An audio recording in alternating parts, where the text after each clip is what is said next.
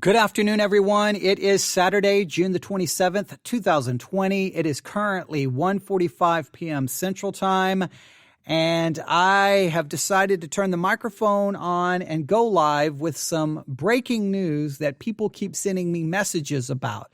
Now, my goal here was to work on Proverbs and to do some other things that I need to do. There's so many different topics we're trying to cover, but I also, and I am struggling with this, when it comes to current events, when it comes to news, when it comes to what's happening in the world, how much time do I dedicate to those subjects? Obviously, I want us to think biblically. I want us to think from a theological perspective. But if we're going to think biblically and think from a theological perspective, we have to take that and then try to apply it to what's happening in the world around us. And one of the things is being informed and understanding what is happening in the world around us. So it appears, now there has been, if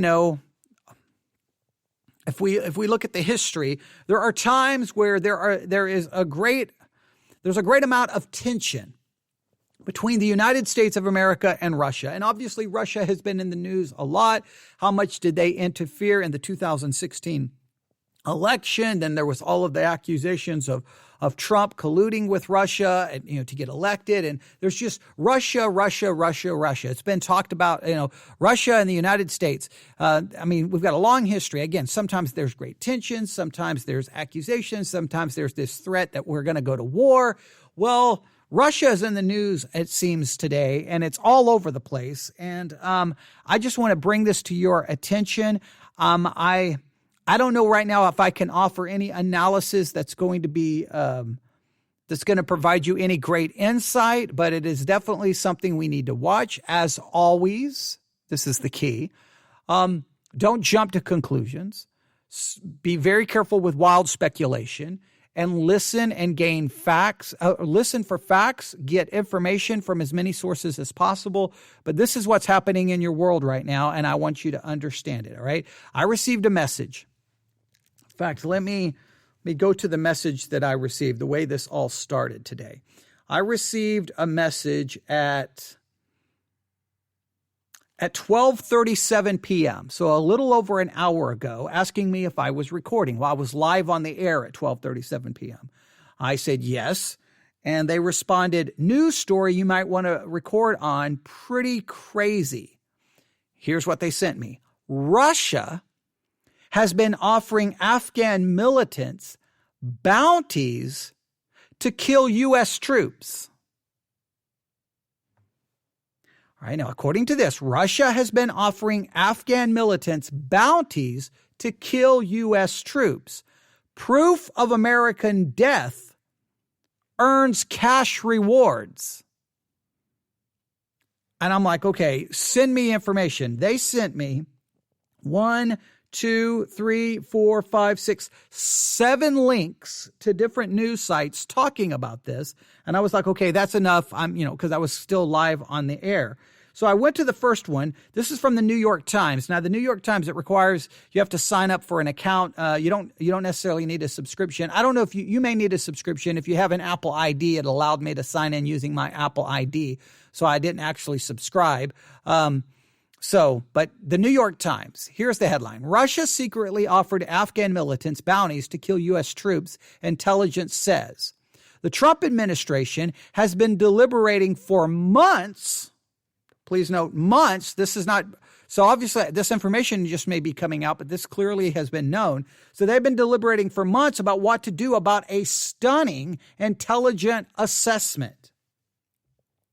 American intelligence officials have concluded that a Russian military intelligence unit secretly offered bounties to Taliban-linked militants for killing coalition forces in Afghanistan, including targeting American troops.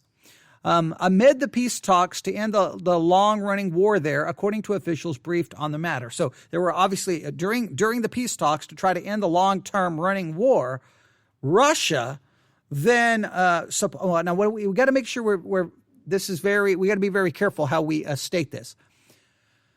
Russia military intelligence unit. So that please note, one Russian military intelligence unit secretly offered bounties to Taliban-linked militants for killing coalition forces in Afghanistan, including targeting American troops. So is this something one unit decided to do? That they were like, oh, look, there's those coalition troops, there's those American troops. Hey, guys, come here. We'll give you some money if you go kill some Americans and kill some coalition troops.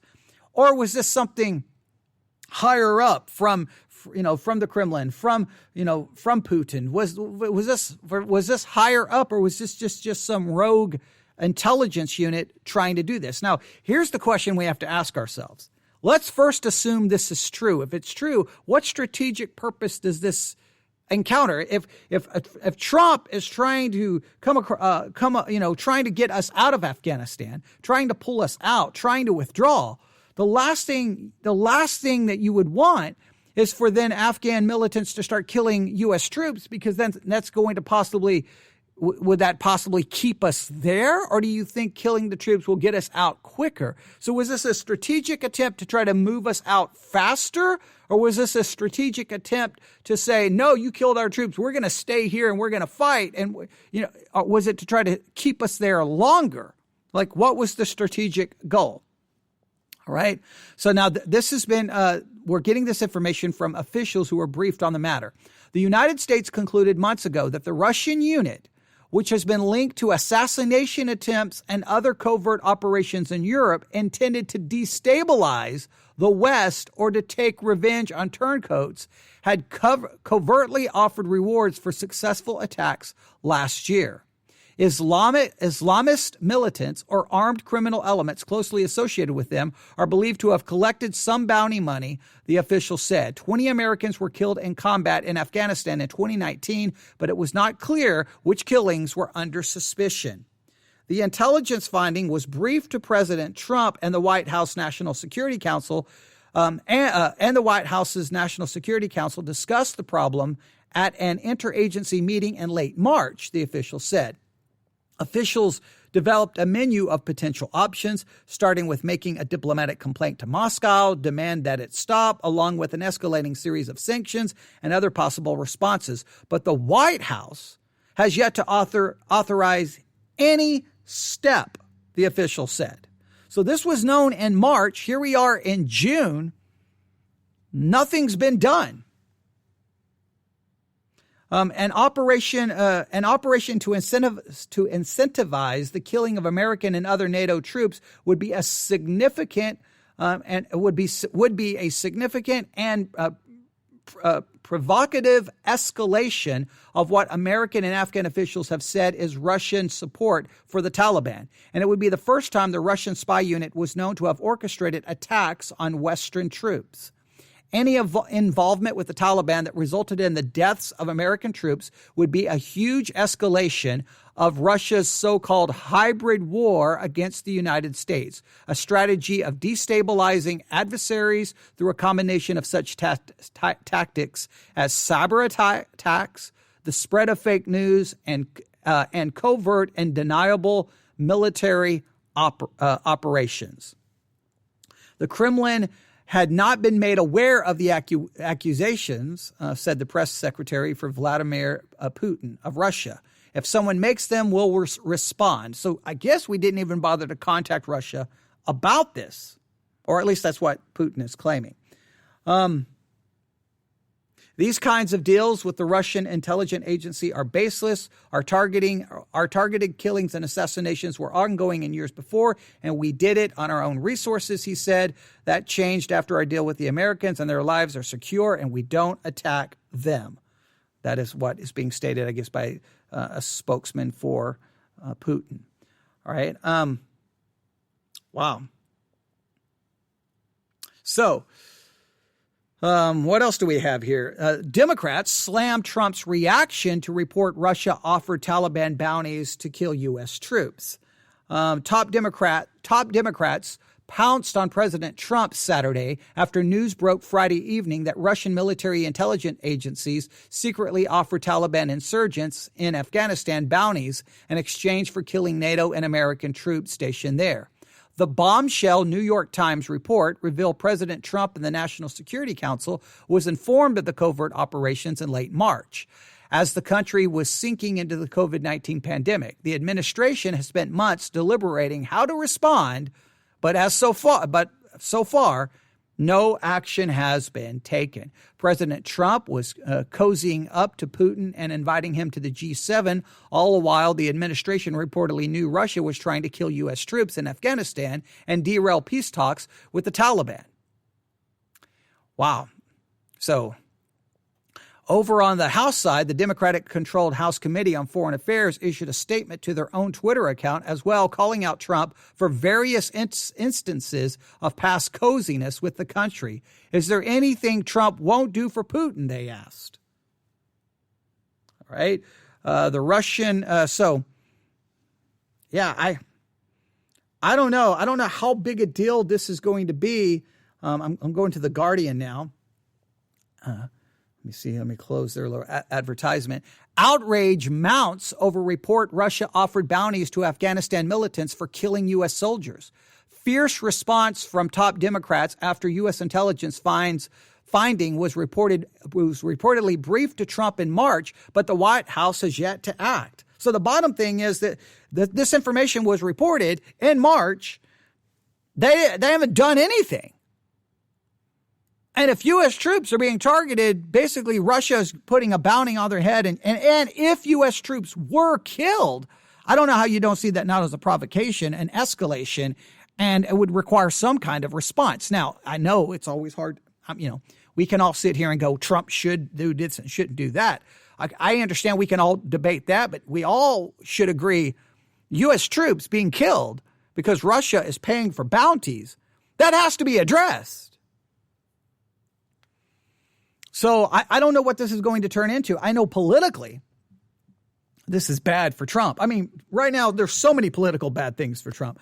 I think Trump's handling of the COVID situation has been questionable to bad in a lot of ways. I know I've got Trump supporters who'll get mad at me, but that's okay. You can get mad. Obviously, the economy is a mess. And the economy is a mess, partially due to, obviously, COVID-19. And I'm not saying Trump could have done anything to really, I don't know what we were going to do there. He was caught between a rock and a hard place. But then we've had all the craziness with the rioting and the looting. And Trump has done very little to try to bring people together, but just in some cases throw gasoline on the fire. And now we've got this. I don't know how Trump survives all of this. I don't know how. My original prediction was Trump would be elected. He would be impeached and removed from office. I got his election right. I got the impeachment right. I obviously missed him being removed from office because I thought he would be impeached and removed from office. I thought he would do something that we could, literally have him thrown out of office for. That was my prediction. So I got, 2 out of 3 right. Well, I don't see how Trump survives all of this. Unless Biden just has a complete and utter meltdown. I don't see how Trump survives, so I don't see how he's going to make it. But this is big story. I'm assuming it's going to be everywhere. I'm assuming everyone's going to be talking about it. So here's the bottom line: what we are being told is that the United States government knew in March that there was information. There was intelligence that seemed to indicate that a Russian intelligence unit, one unit, was offering bounties to go after, coalition troops, including American troops. And that if you killed them and you had proof of death, you got money. Now, there have been troops killed, obviously, in 2019 in Afghanistan. Were they a part of this? Is that why they were killed? We could talk about coalition troops being killed. Is there tangible, actual proof? If there's tangible, actual proof, and Trump did nothing, that's messed up. And even if there's not actual, tangible proof, then did they launch an investigation? Did they warn the troops on the ground? Did they warn the troops? Did you just, hey, we got this information, but let's not tell the military. Did the military know? I've got questions here. I've got lots and lots of questions. So I wanted to at least bring this to everyone's attention. Again, there are so many. I could sit here for the next 30 minutes and read article after article after article after article. Right now, I just wanted to drop this, here it is, and let everyone at least know. And then you can you can start following this story. I'm still trying to figure out when it comes to current events and news, like I'm kind of doing that little mini series, where we are to try to do that. But I'm struggling with how much of that to do for the Theology Central podcast. And we'll be talking probably more about that and my struggles with that later. But for today, I think this is a pretty significant story. I think it's a pretty big story. Basically, this is what happens. Turns into a partisan issue, right? This is how it will work. Trump supporters will be like, oh, no, it's no big deal. And look what Obama did, or look what so-and-so did. Look what Democrats did. They're going to point the finger at someone else. Well, okay, that's ridiculous. We just look at are these reports credible? Is it true? And if it's true, then you can't support Trump not doing anything. He should have done something. Now, maybe he's done something behind the scenes that nobody knows of, so we'll have to wait. At the same time, Democrats are going to jump all of this and blame Trump and call for everything, whether their accusations may not be at the same level that the facts are. So we need facts. We need clarity. We need information, and we will have to wait and see. I'm putting a big question mark by everything right now, and we have to wait and see. But I at least wanted to bring this to everyone's attention. Obviously, it's the big story of the day. We need to find out what information, how they obtained said information, how credible it was. Do we have any proof that any actual American troops or coalition troops were killed as a part of the bounty? Do we know who got the bounty? Can we prove that it was paid out by Russia? What information do we have? Russia seems to be going to deny. I'm assuming they're going to deny. I don't know. Does this create a more hostile position between America and Russia, and how far does that go? I mean, how far are we really going to go with that? I mean, America's got enough problems right now. Do we need to get into a regional conflict or a proxy war with Russia? All right. I mean, that, and we need to get away. I mean, at some point we need to get out of Afghanistan. We've been there forever, but what's Russia's ultimate goal? I mean, there's so many questions. So I'll just put that there before you, and you can let me know what you think. You can email me at newsif@yahoo.com, newsif@yahoo.com, newsif@yahoo.com, newsif@yahoo.com. Please email me if you have any information about this or any thoughts. Let me know. All right, everyone have a great day. God bless.